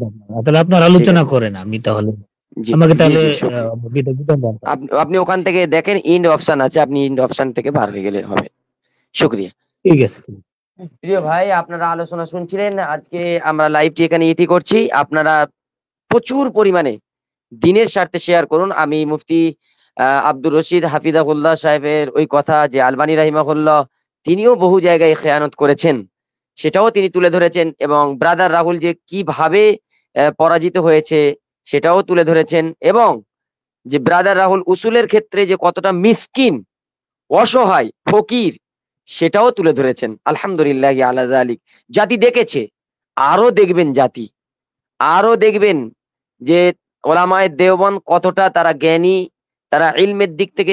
এটা আমার কথা নয়, আমি একটা কথা নোট করে দিয়ে এর আগেও বলছিলাম যে আসলে সিফাতি সালাতিন নবী এই কিতাবের মধ্যে নাসিরউদ্দিন আলবানী, যেটা আহলুল হাদিস ভাইরা খুব তানাকে মেনে চলেন, তিনি বলছেন যে ইলমের দিক থেকে সুন্নতের পাবন্দি করার ক্ষেত্রে ওলামায়ে দেওবন্দ হানাফরা 1 নম্বরে। বারাকাল্লাহু ফিহিম, আল্লাহ ওলামায়ে দেওবন্দকে বরকত দান করুন, আমিন। যারা ওলামায়ে দেওবন্দের মানে সমালোচনা করছে, যারা ওলামায়ে দেওবন্দকে নিয়ে কটূক্তি করে, তারা নাসিরউদ্দিন আলবানীকে ধামাচাপা দিচ্ছেন না তো? একটু তাদের বিবেক মাজারে প্রশ্ন রেখে গেলাম। প্রিয় দর্শক, আজ লাইভটি এখানে ইতি করছি। সকল মুফতি সাহেব, আবুজার ভাই আছেন হায়দ্রাবাদ থেকে, আমাদের মুফতি সাহেব আছেন, আমাদের খুব কাছের মানুষ, সকলকে আমার সালাম। আসসালামু আলাইকুম ওয়া রাহমাতুল্লাহ। ওয়ালাইকুম আসসালাম ওয়া রাহমাতুল্লাহি ওয়া বারাকাতুহু। প্রিয় দর্শক, জাযাকাল্লাহু আপনারা খাইরান। দিনের স্বার্থে লাইভটি শেয়ার করে দিন। আসসালামু আলাইকুম। ওয়ালাইকুম